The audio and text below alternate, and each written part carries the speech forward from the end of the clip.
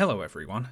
Today I'd like to talk about controversial online influencer Andrew Tate, who was recently arrested in Romania under suspicion of human trafficking and being part of an organised crime group. Tate and his brother are currently being detained by Romanian authorities while they are investigated. Andrew Tate is a former kickboxer who rose to internet fame by promoting a quote, ultra-masculine, ultra-luxurious lifestyle in various clips and interviews that have been shared widely on social media. He gives a lot of self-help advice, and he's also made a lot of money with his website Hustlers University, a subscription-based service that claims to help subscribers get rich quick. Now, I call Andrew Tate controversial because while there are a lot of people who are outraged about a lot of the things he says, there are also a lot of people, particularly younger men, who think there is a lot of value in his message. And this might be surprising to hear. For instance, Andrew Tate openly calls himself a misogynist and a sexist and argues men should have authority over the women in their lives, statements which have caused him to be banned from several social media websites. These statements, coupled with his recent human trafficking arrest, might cause someone unfamiliar with Andrew Tate to wonder what exactly it is that his fans see in him. I asked on Twitter for anyone who is either a fan of Andrew Tate or knows a fan of Andrew Tate to message me with an explanation of what it is they like about him or his content. And I got hundreds of responses in tweets and DMs and emails from people answering me. So let me share my findings with you after reading all of those replies. Firstly, a lot of the time on social media, Andrew Tate is being deliberately exaggerated and playing a bit of a character. And the majority of the people watching his content seem to understand that. They get that he's being deliberately over the top. He says controversial things on purpose to chase social media engagement, and most of the people who watch his content seem open to excusing some of the worst things he says using that justification. And the idea that Andrew Tate is just playing a character is something his lawyer has already been putting out there to defend him in his recent legal troubles, because unfortunately for Andrew Tate's lawyer, Andrew Tate keeps admitting to crimes on camera. So his defense is the same one that other over-the-top controversial media figures use when they get into legal trouble. They say, I just play a character. Alex Jones and Tucker Carlson have both used this line of argument. We're so ridiculous, we're so outlandish, we're so unreasonable that nobody watching could possibly believe anything we say. And indeed, most of the people who watch Andrew Tate's content seem to understand this and don't believe everything he says. But I know from reading all those responses on Twitter that there is also that minority of fans who do take everything he says seriously. They totally believe in the character. These are the people who are signing up to Hustlers University and sending Andrew Tate their money. You know, this is the less savvy minority who you can trick into thinking the best way for them to make money is to send you all of their money. But regardless of how much someone believes in Andrew Tate's messaging, what is it he's saying that young men are connecting with in the first place? Well, if you watch a few popular clips of Andrew Tate, you'll see him tell an anecdote that I think is a good representation of why his message appeals to certain young men today. He talks about being a younger man himself and for the first time realizing just how vast the gulf is between regular people and the ultra-rich. So, as a young, poor man, Andrew Tate was thinking about buying a car and was absolutely amazed to see a Ferrari being sold for hundreds of thousands of pounds. This stunned the young Andrew Tate. He was broke, but there were people out there who could afford to spend all that money just on a car.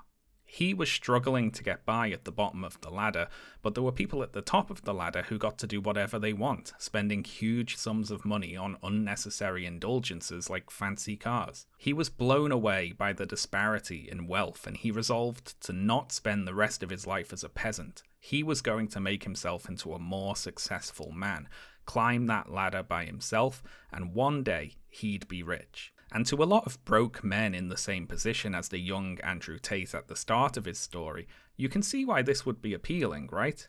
He was in your position too, but now he's rich. So maybe if you listen to him and do the things he tells you he did, you'll also be able to afford a Ferrari one day. Now, regardless of the conclusions drawn here, there is truth in the foundation. You know, a real problem with the world has been identified. And this is what draws young men in initially.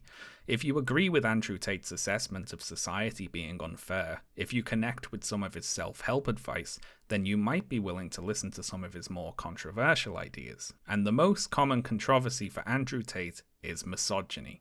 As I mentioned, Andrew Tate openly describes himself as a misogynist and a sexist and has repeatedly argued in favour of a patriarchal worldview. So let's talk about the idea of patriarchy. Now, I'm going to talk very broadly here, but typically patriarchy has been the norm throughout a lot of human history. We've had kingdoms and empires and religions overwhelmingly headed by men, emphasizing the importance of the male line, men being considered the head of the household, with women often not having the same rights as men under law, or even just being considered property. Men have historically ranked above women in most power structures, is the point. Now, I'm going to say something relatively cruel, kind of an uncomfortable truth that I need to be careful about expressing. For dudes who just suck, like they're not particularly interesting or funny or kind or successful, for men who just don't have much to offer a woman, well, they used to be able to offer an income. They could at least be providers at a time when it was more difficult for a woman to provide for herself. However, with the advancement of women's rights in a lot of places over the last century, with women being able to go into higher education and work a wider range of jobs, gaining the ability to divorce husbands they don't like and so on, as well as it becoming increasingly acceptable to be unmarried later in life, there's simply less financial and social pressure on women to settle for men who just aren't very good. And there's something related to consider here too. What men are able to provide financially on one income isn't what it once was. We still live in the aftermath of the worst economic crisis since the Great Depression, and the economy has not been doing too great for the average person, to put it lightly. Average wages have been relatively stagnant for decades in a lot of places. The ultra-rich control a larger and larger proportion of the world's resources. Most of the people watching this video will live in societies which are increasingly unequal. So for those men who only have resources to bring to the table when seeking a partner, what they're providing is on average both less necessary and smaller in value than it once might have been. This is all a recipe for creating a group of lonely, aggrieved, and desperate men who feel unable to meet the expectations that society has for them. And the reason I said I need to be careful in talking about this is because this set of circumstances can prime this group of lonely, aggrieved, and desperate men to fall for two ideologies in particular that I consider to be very harmful. One is the incel path, men who believe they are supposedly of irredeemably low value in today's quote sexual marketplace, and so they blame things beyond their control, they claim nothing can be done, and they sink into despair. The other ideology is the reactionary conservative route, people who argue we should hit reverse on social progress and take society back to a time where women were in their rightful place. These are related sets of ideas because they both see women as something deserved by men. Women aren't really people in these worldviews, they're just another object a man can own to signal his status to other men, like a big house or a fancy car. This group of men are also very easy prey for grifters. Andrew Tate's projection of wealth and superficial signifiers of success can appeal to lonely and economically anxious men. If you listen to me and sign up for Pyramid Scheme University, you too can have a massive house and 10 sports cars and 20 girlfriends or whatever else. Now, this might seem silly, and it is, but we're living in a world where even the sort of success enjoyed by the previous couple of generations is a ridiculous pipe dream for a lot of young people. You know, one regular house and one regular car and one singular girlfriend seem out of reach for a lot of young men. And if you're going to believe in a pipe dream, why not shoot for the moon, you know? This is something a lot of adults don't get about Andrew Tate and people like him. Because let's be honest, to most even moderately well-adjusted adults today, Andrew Tate looks very silly indeed. He's like a cartoon character of a pompous rich guy bragging about his money and expensive cars. You know, it's ridiculous behaviour that signals, to his fellow adults, insecurity and immaturity. And as I mentioned earlier, even a lot of his fans aren't really taking him seriously all the time. They understand he is being deliberately provocative and exaggerated. But his target audience isn't those moderately well-adjusted adults who think he's silly. It's not the people who can tell when he's joking or being deliberately provocative. It's the few people who can't. It's the people who take him seriously. This is a point made very well by H-Bomber when describing Alex Jones in a video I'll link below, but it applies equally well here, so I will shamelessly steal it. Andrew Tate being over the top and ridiculous doesn't hurt him in reaching his target audience. It actually acts as a filter. If you can tell he's unserious, well, you're not going to be sending him money anyway. But if you take him seriously, if you believe what he's saying, even when he's being as ridiculous as possible, then you just might be gullible enough to sign up for Hustlers University. Those people are the real target audience. Any relatively mature adult knows not to fall for get-rich-quick schemes that promise huge returns for no investment, and the Hustlers University website literally promises to teach you how to get returns for zero investment. But so what? We're not after them, we're after the immature, the inexperienced, the people who don't know that this is rubbish. This is part of the reason for Tate's popularity with young men in particular, because one group of immature and inexperienced people is, obviously, teenagers. Teenagers are insecure and immature and inexperienced, and often don't have much that they can call their own, and of course they wouldn't. That's not an insult, that's just what it's like being a teenager. And to be fair to teenage boys, understanding how they should act as men can be confusing. You'll often hear from the right wing that masculinity is in crisis today, but it isn't really. What is in crisis is patriarchy. Patriarchy is being eroded over time. Conservatives simply equate patriarchy with masculinity. Those words mean the same thing to them. But the social changes we've talked about today are moving society away from patriarchy. But this transition is leading to some confusion in younger men, because during the transition they're hearing contradictory messages all the time. Younger generations are raised by older generations after all, and their older attitudes to social issues can be passed down. Media from previous generations still exists and reflects the attitudes of the time it was made, and a lot of it still influences modern media. So very broadly, we have two messages that young men are hearing as they're growing up. One is that everybody is fundamentally equal. Women should be treated with respect. They should show kindness and understanding and empathy to everyone, right? The other message young men are hearing is that they need to be, quote, real men, patriarchs, alpha males, and women are their lessers who should be put in their place and made subservient. There was some discourse on Twitter lately about what the left can do to appeal to young men, with one tweet in particular claiming that men flock to the right because the left gives, quote, brain-dead advice to young men. Now, I disagree with this opinion, firstly because I think it's overly simplistic. Young men today are not neutrally considering different ideologies and picking the one that gives the best advice or has the most attractive branding or whatever. The truth is that these ideologies are offering completely different, incomparable things. What the right wing is offering is patriarchy and all its promises, backed up by an entire human history's worth of traditions and stories and myths. Follow us, act as we tell you to act, and you'll be a real man, the top of the pyramid above everyone else, and women, in particular, will have to do what you say. Now, the left, in turn, offers equality, nobody being inherently better than anyone else, but what that means in practice for a lot of young men is that women do not have to do what they say.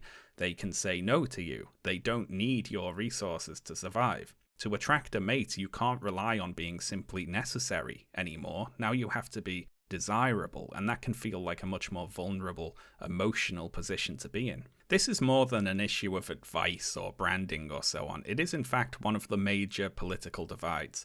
Actually, the single most important political question you could be asked, in my opinion, do you think some groups of people are inherently superior to other groups of people? Now, the right can offer easy affirmations to young white men here. They can say, yes, you are better than other people. You do deserve to be on top. Follow us and we'll make sure that's where you are. Now, the left has a much harder job. They don't have those easy affirmations. What they're saying to young men is that you are not inherently superior to anyone else. Everyone, including you, should be equal. Now, on the surface, that is a much harder sell. But admittedly, the left can make a mistake here. And that mistake is accepting the right's claim that life will be better for young, in particular white men, under patriarchy. I've seen some on the left claim that these men are unreachable because of course they aren't going to want to give up their privilege and live worse lives because of it. Patriarchy is beneficial to these men, is the claim, so they're never going to want to give it up. But the truth here is that patriarchy is not good for men. At the very least, it is not good for the vast majority of men. Now, I'm far from the first person to make this observation, of course. I'd advise reading The Will to Change by Bell Hooks if you want to see someone making this point much better than I can. But yes, the truth here, one that should be utilised as much as possible by the left, is that patriarchy punishes men far more often than it rewards them. The things that patriarchy promises to men are lies, and men have far more to gain in rejecting patriarchy than accepting it. So let's explore that, and we'll start off by talking about the concept of masculinity and traditional masculine values. Now, different people will have different ideas about what exactly counts as a traditional masculine value, of course, but typically you'll hear words like strength, leadership, confidence, independence, and things like that. And the first point I'd like to make about all these traits is that they are, by themselves, morally and ethically neutral. Take a man who is strong, for instance. He can use that strength to work hard and provide for his family, or he can use that strength to abuse and dominate his family and make them fearful of him. Leadership, obviously, isn't automatically a virtue. We can all imagine an incompetent political leader, for instance. Confidence can be misplaced and easily turn into arrogance, and so on. These words don't really tell us anything about the worth of a person by themselves. What matters is how those qualities are used and expressed. The next point I'd like to make here is that these particular values and the way they are both expressed and considered by others are relative over time. As an example, the modern West derives many of its founding ideas about philosophy, science, art, law, politics, and so on from classical Greek culture, but many places in ancient Greece had very different ideas to us about what counts as traditionally manly behaviour. My favourite example here is the accounts of the Sacred Band of Thebes, the elite fighting force of the Theban army, which was made up of 150 pairs of male lovers. And honestly, I can see an argument here. What's more masculine than a bunch of tough warrior dudes loving each other with no women in sight, right? Even something as simple as pink being associated with baby girls and blue with baby boys changes over time. 100 years ago in the United States, these colours were reversed, for instance, but people can still place a disproportionate amount of importance on these completely arbitrary gendered signifiers. For instance, I remember my sister once causing a bit of a stir among the older members of my family for daring to put her infant son in a pink car seat, as if by merely touching something pink-coloured her son would be forever tainted by it. You know, he'll clearly grow up to be feminine or gay or whatever just because one time he sat in a pink chair. And I'd like to talk for a bit about that sort of masculine insecurity, particularly fears about men appearing feminine or homosexual. And as a fictional example here, let me tell you about my favourite scene from The Sopranos. So, The Sopranos is a crime drama TV show focused on mafia boss Tony Soprano. It's an interesting show to consider in relation to the topic of masculinity, as Tony often struggles with the expectations of the highly traditionalist and patriarchal criminal world he inhabits. So, minor spoilers for The Sopranos for this next part. In the scene I want to talk about, Tony is talking to his therapist, Dr. Melfi, about the fact that one of his mafia subordinates, Vito, has been outed as homosexual. Tony is pretty stressed out. Vito is one of his best guys, he says, but his other criminal associates aren't going to want to work with a gay man. Melfi asks Tony how he personally feels about homosexuality, and he immediately says he thinks it's disgusting, an opinion which would be expected and unquestioned in a room full of his male peers. But as Tony continues to talk and tries to defend this position, he starts to contradict himself. He complains that every TV show these days is rubbing his nose in homosexuality by including gay characters, but then he admits that he likes the show The L Word with Jennifer Beals. He points out that he's a strict Catholic, even though he's a murderer, an adulterer, and various other things that make that defense very silly. When Melfi points out that many of Tony's associates will have had sex with men in prison, he says they, quote, get a pass for that on account of there being no women in prison, to which Melfi replies sarcastically, well, that's nice. Tony is quick to point out to Melfi that he didn't engage in homosexual behaviour when he was incarcerated. He's worried that she will question his masculinity. And when she obviously doesn't care either way, he accuses her of thinking he's lying. Tony is worried about accusations of homosexuality, and Melfi's refusal to judge him or consider him less of a man is a challenge to his patriarchal worldview. That she wouldn't think any less of him if he were gay actually annoys him, funnily enough. My favourite part of this scene is when Tony runs out of steam trying to justify his homophobia. He gives up trying. Away from the judgment of his male peers, talking to a woman who will not consider him less of a man for saying so, Tony finally admits that he doesn't really care if Vito is gay. It doesn't really bother him. He can't actually defend his initial display of disgust. However, when Dr. Melfi salutes Tony's new outlook, he responds, "It's a tall fucking order, I'll tell you that." And he's right. It's all well and good for Tony to be accepting of gay people here in his therapist's office, but back out there in his day-to-day life, Tony is expected to be and act homophobic. If he doesn't act like he finds homosexuality disgusting, other men will judge him and question his masculinity and his heterosexuality, and maybe even get violent with him.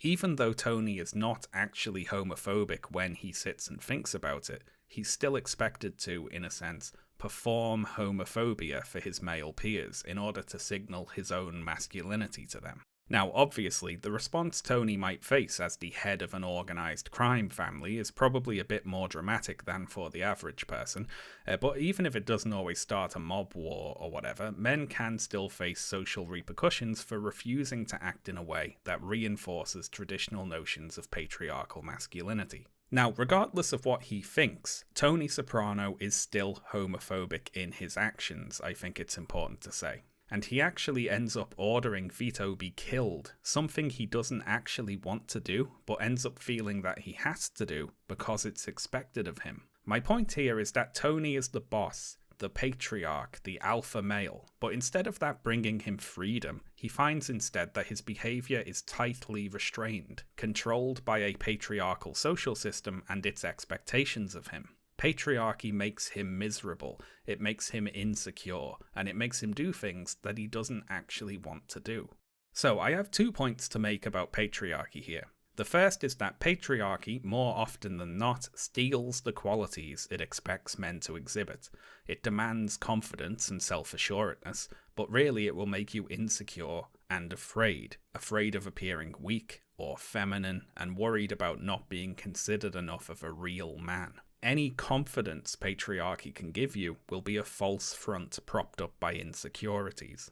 The second point I want to make is that, funnily enough, challenging or breaking with patriarchy often requires you to exhibit those very same qualities that patriarchy would expect of you. It can take courage and confidence and strength to challenge norms or break with tradition. And someone can go along with tradition not because they actually want to, but out of cowardice and fear and weakness. So what's actually more important here?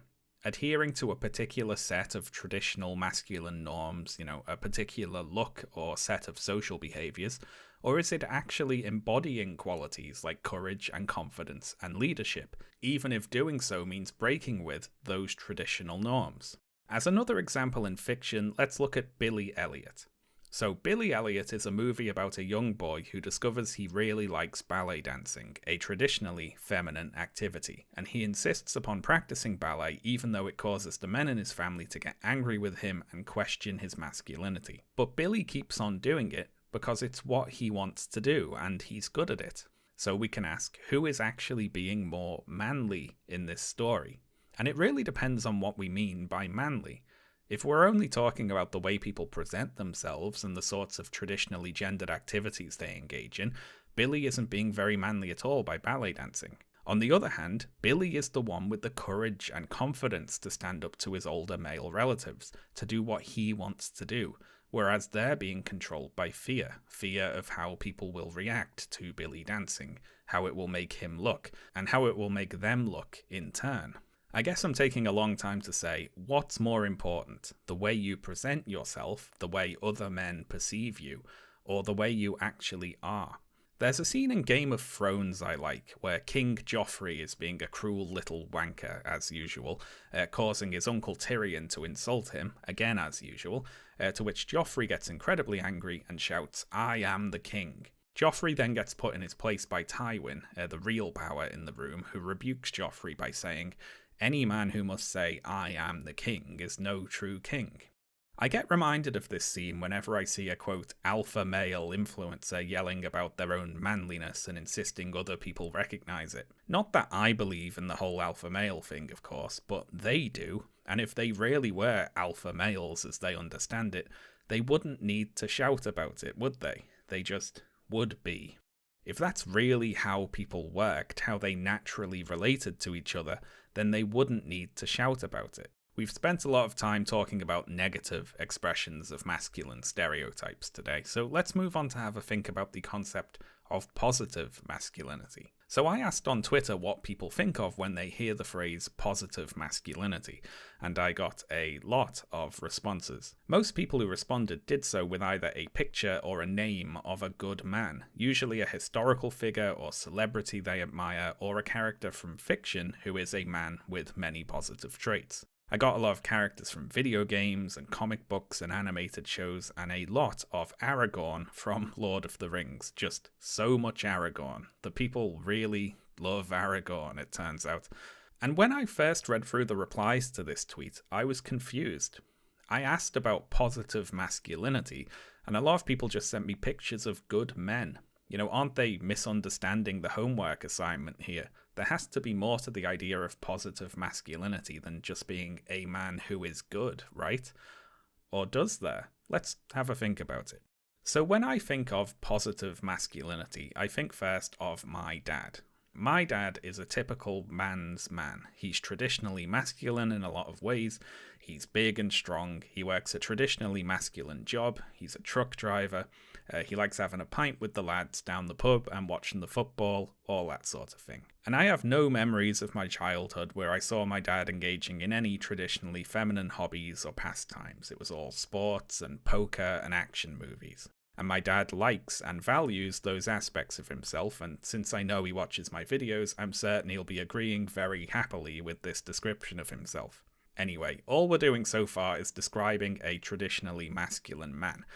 The thing that actually makes my father an example of positive masculinity to me is that he's never insisted other people have to agree with or accept his notions of gendered behaviours. I have no memories of him trying to force me to be a particular type of man, nor my sister a particular type of woman. If I ever wanted to play with traditionally feminine toys, for example, or if my sister wanted to dress in more traditionally masculine clothes, he was happy to support that. He never insisted that certain toys were only for girls, or only boys wear those particular clothes, or so on.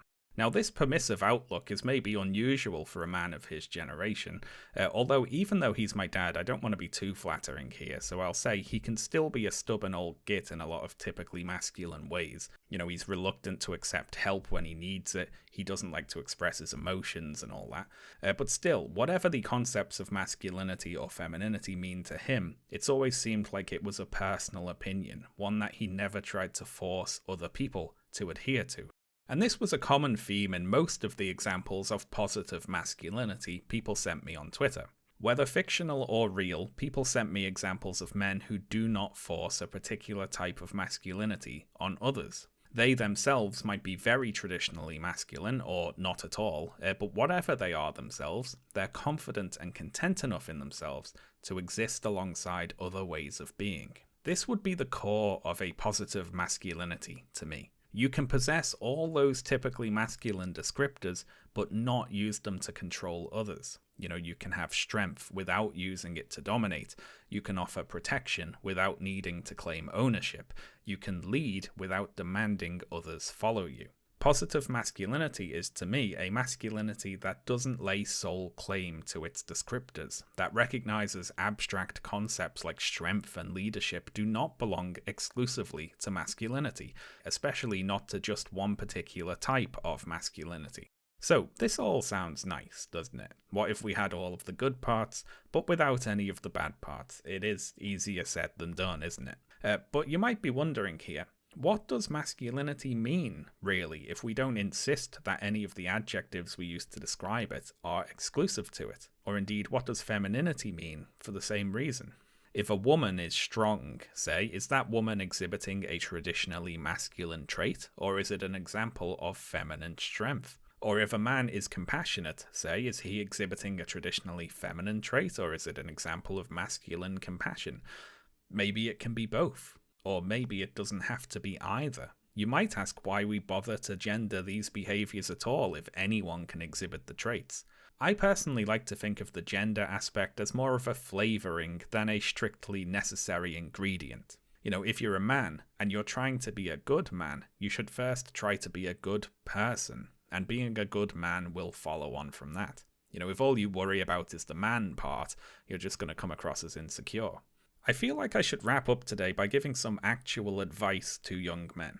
Why not, right? It can't hurt. So, not to brag, but I am a generally happy and relatively successful 34-year-old man. And here's all the best advice I can think of that I wish someone had told me when I was younger.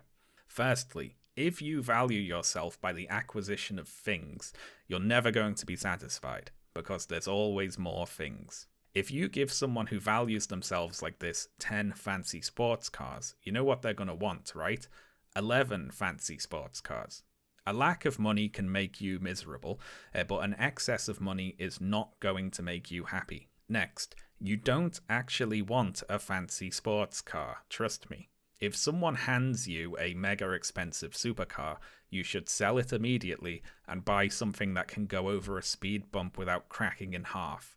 Or like a bicycle. They're not real cars, these things. They're expensive ornaments that you have to pay to maintain. If you actually get one, most people are just going to assume that you're compensating for something. On self-improvement, if you're going to improve yourself, you are going to improve yourself. Anyone on the internet who is selling some indispensable method to make you successful and happy and rich is lying to you. Also, if it were that easy to get rich quick, nobody would be poor. Only one person is guaranteed to get rich in those sorts of schemes, and it's the person running the scheme. The person most likely to get rich in a gold rush is the guy selling the shovels.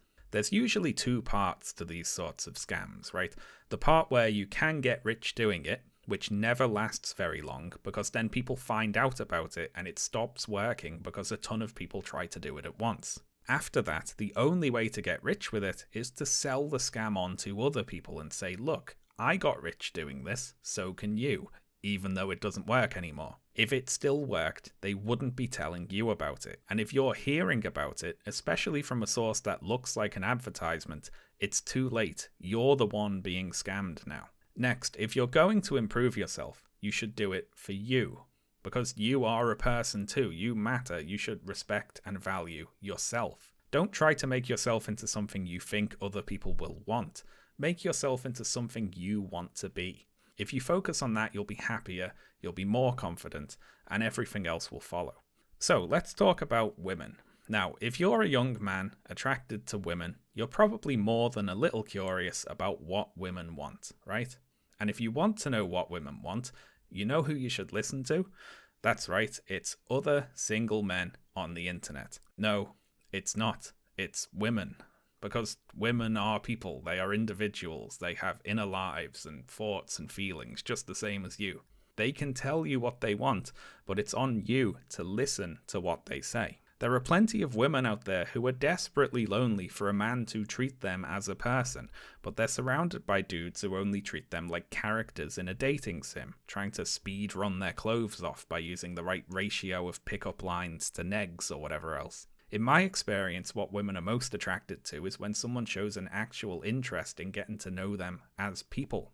Next, not to be mean, but for young men in particular, most women you meet around your age and older will be onto your shit. If you're not genuine, they'll know. If you're just pretending to be nice to get sex from them, you'll be spotted immediately, trust me. And I know this is going to be a knock to the ego of a lot of young men. It certainly was for me when I was younger. But there are women out there who are just savvier than you are. They are beyond your ability to manipulate, and they've been reading you like a book. And I know it's hard if you're hearing this for the first time. I'm not joking, it was a real blow for me when I first realised I wasn't as smooth as I thought I was. But don't worry, you can change your behaviour and find something genuine. Not only should you not try to manipulate women, because it's wrong, of course, but you don't have to manipulate women. They're just other people, not aliens, and by and large, they want the same things that you want already. Also, if you're lonely, focus on meeting people in general, not just people you want to have sex with. Sex won't make you any less lonely just by itself. In fact, just by itself, it will probably make you more lonely. Making connections with other people is the important thing there. I know it's easy for me to say, don't focus so much on the sex part, but it is true. It's very easy to try too hard in that department. Not many women are going to like it if they sense that you feel entitled to sex. Next, women aren't a hive mind, but they do talk to each other, and one of the things they're going to talk to each other about is you. People are going to discuss you when you're not in the room. If you're a creepy weirdo to one woman, she's going to tell the other women she knows that you're a creepy weirdo. On the other hand, if you're nice, if you're friendly, or do some act of kindness without expecting anything in return, that's what people will be saying about you instead. So do kind things, not just because it's the right thing to do, but for the sake of your own reputation. And this idea, you'll hear people say that women don't like nice guys and only respond to men who treat them mean. That's a load of rubbish, trust me. What you'll find is that one thing many people are attracted to is confidence. And you can be a confident jerk, yes, but you can be a kind person and confident too. If you go from being a shy shut-in who never interacts with women to a confident jerk who does interact with women, yes, you'll meet more women, wow, but the jerk part is not necessary there, is it? And I'll give one final bit of advice today. Don't take life advice from people like Andrew Tate. Not just because he used to get kicked in the head for a living, and not just because he's currently covered in lice and cockroaches in a jail cell, and not just because he's an admitted rapist. Well, actually, yes, don't listen to him for all those reasons, but also don't listen to him because he's wrong. At the start of the video, I talked about the anecdote of the young Andrew Tate realizing that society is unfair, that there are a tiny minority of rich people hoarding a vast majority of the world's wealth. Now, he looked at this unfair, exploitative system and he said, I'm going to climb up it, by myself, so I can buy a car. This is a small, selfish, and cowardly way to look at the world. When he realized society was unfair, he didn't set out to change it, to make it more fair. He set out to take advantage of the unfairness, to be a rich man exploiting poor men, instead of a poor man being exploited by the rich. And he got rich partly by swindling money out of men who are in the same low position he was when he was broke. Is this what real men are supposed to do? Say, I'm gonna get mine regardless of what I have to do to get there. I don't care how silly I make myself look. I don't care who I have to exploit. I will have a Ferrari one day.